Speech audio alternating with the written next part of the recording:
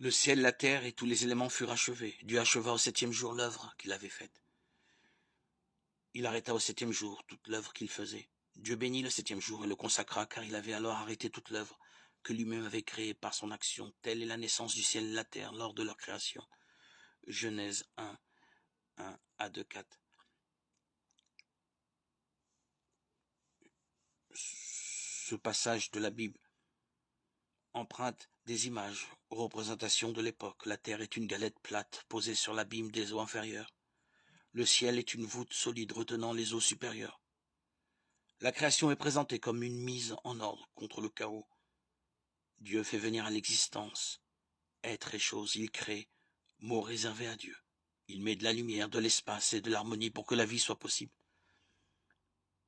Les astres, êtres divins, pour les peuples antiques, ne sont plus ici que des luminaires. Ce monde du premier chapitre de la Genèse est un monde tel que Dieu le rêve et le veut. Tout est très bon. Dans ce monde, la conquête de la terre ne doit pas être le seul but de la vie. Dieu donne l'exemple du repos au septième jour. C'est le sabbat sacré où l'homme doit prendre le temps de la prière, du loisir, du regard désintéressé sur son prochain et sur la création. Le message de ce passage de la Genèse, c'est clair.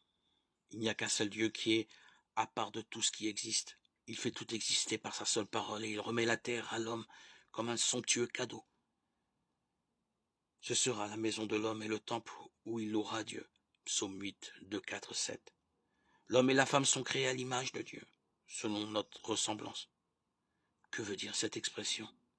Un peu comme un fils ou une fille par rapport à ses parents. L'homme et la femme portent en eux un reflet de Dieu.